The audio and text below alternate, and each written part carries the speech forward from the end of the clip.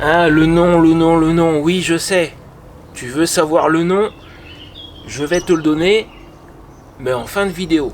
Avant ça, je vais te donner des indices et on va aussi reparler de certaines fonctionnalités de notre mini caravane pliante pour moto. Oui, on va bientôt arrêter de l'appeler comme ça. Des choses dont j'ai déjà parlé mais qui apparemment sont un petit peu passées à l'as. Il y a des gens qui ne comprennent pas, donc on va parler de tout ça aujourd'hui. Pour ceux qui découvriraient tout juste la chaîne, derrière moi, ce que tu as, c'est quelque chose qui n'existe pas en France, ni même en Europe. Il y a bien un modèle produit par une société espagnole, mais il est trop lourd et la partie tente n'est pas terrible. Avec un ami, nous sommes en train de fabriquer une mini caravane pliante pour moto. Quelque chose de petit, d'extrêmement léger, qui s'installe pour la partie principale en 2 minutes. Moi je suis nomade avec une tente et une moto depuis 2020 et il me faut 3 heures pour lever mon camp, 2 heures pour m'installer. Et depuis des années j'ai découvert ce concept et je voulais améliorer ce que je fais de manière à pouvoir bouger plus facilement, à ne plus me poser de questions. Quand tu t'installes en 2 minutes, s'il faut faire une étape d'une nuit, tu ne te poses pas la question. Voilà. Donc aujourd'hui, le nom et quelques fonctionnalités qui sont importantes et que beaucoup de gens n'ont pas comprises. Voilà de quoi on va parler aujourd'hui. Moi, c'est Seb. Je vis sur la route avec une moto et une tente depuis 2020. Je suis nomade. L'année dernière, j'ai cherché à importer une mini caravane pliante pour moto depuis le Canada car ça n'existe pas chez nous. Je n'y suis pas parvenu. Et lui, c'est Julien, un abonné et à présent ami qui m'a proposé un projet fou. Puisque tu ne peux pas en acheter une, nous allons la fabriquer. Dans cette série, tu vas donc nous voir fabriquer une mini caravane pliante pour moto. À terme, nous publierons tous les plans, la liste des matériaux et les instructions gratuitement pour que toi aussi, tu puisses t'en fabriquer une si tu veux. Bon alors, en ce qui concerne le nom, d'abord, il y a eu un certain nombre de suggestions de faites dans les commentaires que j'apprécie beaucoup, dont une qui a retenu mon attention, mais je te dis tout de suite que finalement je n'ai pas choisi ce nom-là, mais l'idée quand même m'avait bien plu. Il y a un abonné qui m'a suggéré d'utiliser le nom d'un très ancien, d'un très vieux modèle d'avion commercial français, qui doit dater, je crois, si je dis pas de bêtises, des années 30, la Caravelle. Et l'idée quand même m'avait un petit peu séduit, même si finalement je ne l'ai pas retenu, mais pas mal quand même, pas mal. Et du coup ça m'a conduit à penser à un autre nom, qui n'est pas non plus celui que j'ai retenu, mais je l'ai envisagé pendant un moment, puisqu'on était parti dans des histoires d'avions anciens. Il y en a eu un où il y aurait eu, on va dire, un point commun. C'est le Constellation, qui était très reconnaissable à son triple empennage. L'empennage d'un avion, c'est la queue, c'est la partie arrière. Et la dérive, c'est la partie verticale qui permet de l'orienter, un petit peu comme le gouvernail d'un bateau. Et le Constellation en avait 3. C'est quelque chose d'unique, en général il n'y en a qu'une, voire éventuellement 2. Or, sur ce qui est actuellement le... Attends, je vais te montrer. Bon, ils ne sont pas installés encore. Ici, donc, on a un plancher qui, en position route, se referme, vient se mettre dessus, là, et ferme la caisse. Et ce plancher va avoir 3 pieds. Et en position route, ça sera 3 barres qui peuvent éventuellement servir. Ça sera un petit peu comme des barres de toit qui peuvent servir de porte-bagages. Donc, je pense que tu vois l'analogie. La triple dérive du Constellation, les 3 pieds, le fait d'avoir pensé à la Caravelle, pendant un moment ça m'a fait songer à ça.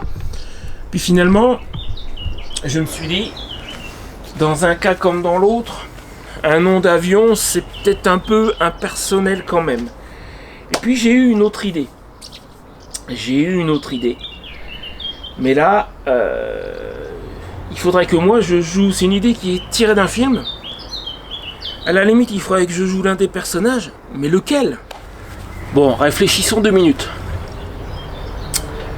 Est-ce que j'ai envie, et là ce sont les indices que je vais te donner, tu me mettras dans la description de la vidéo, si tu trouves le nom, je précise que je ne vais pas franciser ce nom, parce que sans ça tout le monde penserait automatiquement à une animatrice télé des années 80. On va éviter. Donc j'ai gardé le nom original du film. C'est un film américain alors, j'en jurerai rien, mais il me semble, c'est un vieux, hein. Un des premiers films en couleur de 1936. Je crois qu'il est de 36, en tout cas fin des années 30. Donc si je dois jouer moi un des personnages, le lion qui cherche son courage,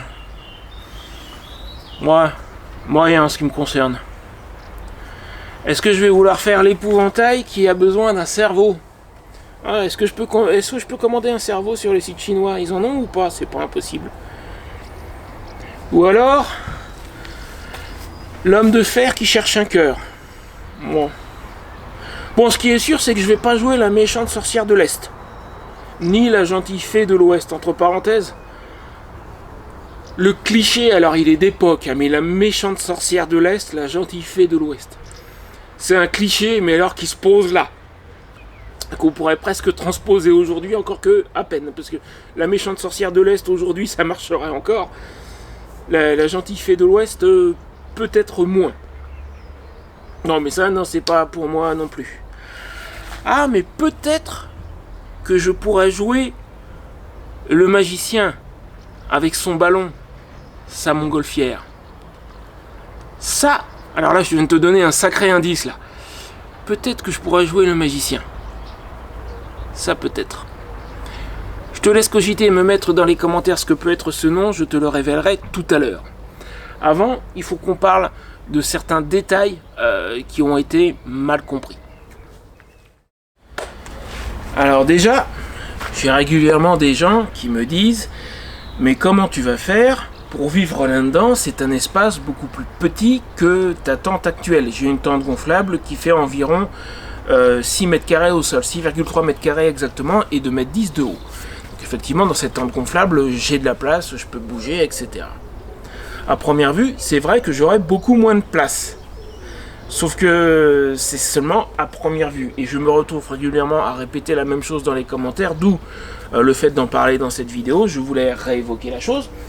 Donc la tente principale, oui j'ai bien dit principale, il n'y aura pas qu'elle justement.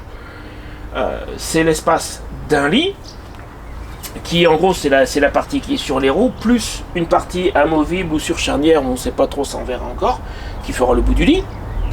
Et ici il y a un tout petit espace salon. Donc effectivement ça a l'air beaucoup plus petit. Mais ce que certaines personnes n'ont pas capté a priori, c'est qu'il va y avoir une salle additionnelle. Tu as déjà vu une caravane, genre caravane normale avec un auvent et des parois devant? Même chose, en plus petit, plus léger. Alors là, bon je vais te l'expliquer de ce côté-là, mais on est du mauvais côté, c'est pas le côté porte. Je veux que la porte de la tente principale communique directement avec la salle additionnelle. Mais imagine qu'ici, on est la porte. Supposons, elle sera de l'autre côté, mais on va faire comme si. L'idée c'est d'avoir une fermeture éclair qui va venir de là, du bord, le long du toit. Aïe. Oh oui, hey, y a des épingles pour le moment, c'est pas cousu encore. Aïe. Qui va venir jusque là. Ça va permettre d'attacher un auvent. Ah oui, je me suis bien piqué. Hein. Ça va permettre d'attacher un auvent qui sera fixé par ici avec des piquets et des haubans. Et sur les bords de cet auvent, on met des parois. Et là, je récupère une salle additionnelle qui fera... Je sais pas exactement, sa taille exacte reste à déterminer. On connaît à peu près la largeur parce qu'elle va devoir correspondre à la longueur de la caravane en fait. Mais la surface exacte de la salle additionnelle, on aura peut-être à vue de pif, qui irait, allez, 2 mètres par 2 mètres, au maximum 4 mètres carrés de plus, entre 3 et 4 mètres carrés de plus. Et ça me fera mon espace de vie dans la journée. Dans les médias, nous nous concentrons sur le principal, c'est-à-dire la salle additionnelle. Parce que, pardon, je dis des bêtises, la tente principale, parce que tant qu'elle n'est pas finie, tant qu'elle n'est pas fonctionnelle, tant qu'elle n'est pas testée, la salle additionnelle ne sert à rien. Il faut juste qu'on pense à mettre, c'est de l'autre côté, mais il faudra qu'on pense à mettre la fermeture éclair pour plus tard faire la salle additionnelle. Ça, c'est un fait. Mais donc voilà, il y aura une salle additionnelle qui reste à concevoir, mais il y aura. Donc j'aurai plus de place que juste la tente principale. Et le gros intérêt, c'est que si je veux m'arrêter juste une nuit, j'ouvre juste la tente principale, je ne mets pas la salle additionnelle. En 2-3 minutes, c'est prêt. Et on va dire en moins de 5 minutes, si je veux, je suis au lit. Le lendemain, je replie en 10 minutes, je suis parti. Ça, c'est le gros intérêt du truc. Et si je m'arrête un certain temps, 1 semaine, 2 semaines, 3 semaines, j'installe la salle additionnelle pour avoir plus d'espace. Voilà la différence entre les deux. Donc de l'espace de vie, j'en aurai. Et il sera optionnel, on va dire, suivant mes besoins, j'installe ou je n'installe pas la salle additionnelle. Maintenant, on va passer à un autre détail que tu as sous les yeux, et je suis sûr, enfin en tout cas il y a des chances que dans les commentaires, il y a à nouveau des gens qui me disent mais s'il pleut, ta toile est à l'intérieur, la pluie va rentrer. Non, non, non, non.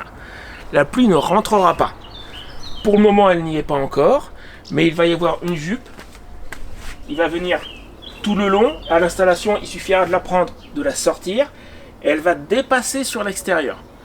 Le but de cette jupe, c'est justement d'empêcher que la pluie ne rentre dans la caisse et d'emmener la pluie sur l'extérieur. Alors, on va devoir la faire en 2 morceaux parce que la partie qui sera au-dessus des roues, ça va être du tissu, le même tissu que la tente. Par contre, là-bas où ça traîne par terre, on a prévu un matériau similaire à ce que tu vois sur les auvents, les salles additionnelles de caravane, où en général, sur 30 cm au sol, tu as un matériau plastique pour résister, parce que ça va traîner dans la saleté, dans la flotte, etc. Donc on a prévu un matériau différent pour la partie qui va être au sol. Et là, ça sera la même toile que la tente. On a le tissu pour le faire, mais bon, c'est quelque chose qu'on fera à la fin. Il faut déjà qu'on finisse le toit. Tu vois, si je me suis piqué tout à l'heure, je sais pas si ça va être visible, mais si je me suis piqué sur une épingle tout à l'heure, c'est parce qu'on vient d'encoller la liaison de ce côté avec le toit. Au moment où je tourne, nous sommes lundi, je n'ai pas encore commencé à coudre cette liaison. Et après, on aura encore l'autre côté. Quand ce sera fait, il faudra qu'on s'occupe de faire la porte parce qu'elle n'est pas encore faite. Et au sol, il y aura un jonc qui va être à coudre. Donc tout ça, ça reste à faire encore. La jupe, on verra après. Déjà, quand on aura relié les deux côtés, fermé, parce que là aux extrémités, c'est pas fermé encore. Ça, je le coudrai plus tard. Déjà, je vais coudre le toit lui-même. Donc quand on aura cousu le toit avec les deux côtés, fermé les extrémités, fait la porte, là on pourra mettre le jonc qui servira à la fixer au sol. Et quand le jonc sera installé et la partie, parce qu'il n'y a pas non plus la partie qui va servir à retenir le jonc dans la caravane encore. Ça aussi il faut qu'on fasse. Et quand ça sera fait et que la toile sera fixée dans la caravane, la partie basse, je veux dire, la partie basse de la toile, à ce moment-là, on pourra, pour la première fois, la manœuvrer, c'est-à-dire l'ouvrir et la fermer avec la vraie toile. Et ça, à ce moment-là, je l'attends avec impatience, parce que ça veut dire qu'elle sera presque prête. Et à ce moment-là, on pourra s'occuper de la jupe. Pas avant. Avant, c'est pas la peine, il y a tout le reste qui est plus important à faire. Bon alors, ce nom, normalement, tu as dû me mettre dans les commentaires probablement le titre du film et peut-être le nom du seul personnage que je n'ai pas évoqué jusqu'ici. Encore qu'il y aurait bien le chien, c'est vrai, j'ai pas évoqué le chien, mais je vais pas lui donner le nom du chien. Alors, est-ce que tu as trouvé ce que ça va être ?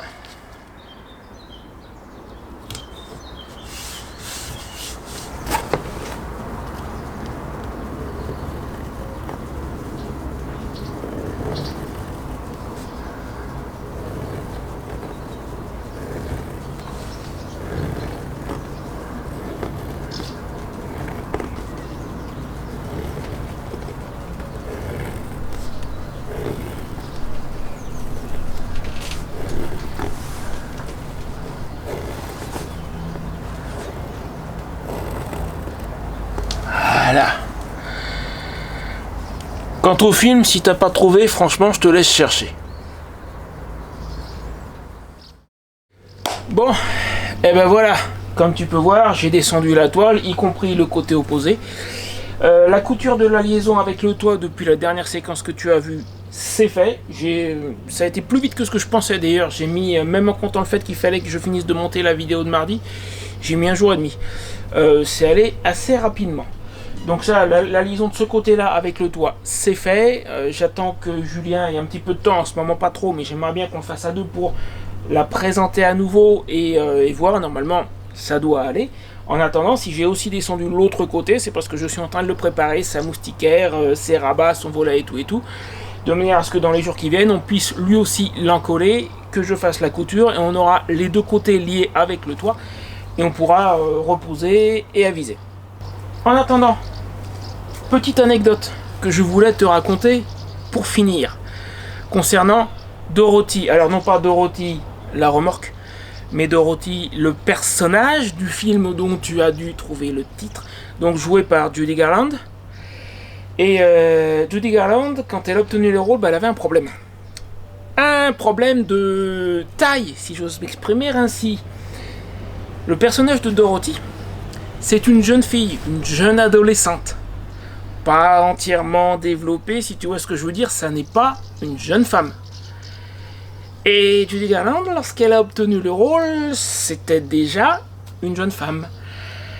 D'après ce que je sais, elle a dû porter un corset pendant tout le tournage du film, pour que ça se voit pas. Courageuse quand même, parce que je pense que ça n'a pas dû être confortable, mais alors pas confortable du tout. Voilà pour la petite anecdote. Sur ce, je vais te laisser là. Mardi prochain, nous allons parler d'autre chose que de Dorothy la caravane, ce coup-ci. J'ai un petit truc en tête. Je vais répondre à certains commentaires que j'ai reçus récemment, parce que j'ai vraiment l'impression qu'il y a des gens qui ne se rendent pas compte à qui ils ont affaire. Donc on va faire une petite mise au point sur qui je suis, mes motivations, comment je fonctionne là-haut. Parce que je dis, à mon avis, là aussi il y a des choses où on ne se comprend pas forcément très très bien. Donc mardi prochain, je vais faire une réponse aux commentaires, mais je ne vais pas prendre des commentaires spécifiques. Parce que d'abord il y en a plusieurs qui se recoupent, et ensuite le but du jeu c'est pas de pointer quelqu'un du doigt de toute manière, donc je suis en train de noter des sujets de choses qui ont été évoquées, et je vais leur répondre en vidéo mardi prochain. Je pense que là nous sommes jeudi alors que je termine de tourner, normalement je pense que je vais aller la tourner vendredi matin à la fraîche, parce qu'en ce moment c'est recanicule. Allez, sur ce, je te mets juste là un bel endroit que j'ai visité par le passé, le genre de choses que Dorothy la caravane va me permettre de faire beaucoup plus facilement dans les années qui viennent. Et en dessous, je te mets le reste de la série sur la mini caravane pliante, donc sur Dorothy. Du coup, ça y est, on peut commencer à l'appeler comme ça, parce que ça n'est pas qu'une vidéo, il y a toute une série. Je te dis à bientôt, surtout à mardi. Et puis si tu n'es pas encore abonné, abonne-toi, laisse-moi le petit j'aime, le petit commentaire, tout ça. Salut!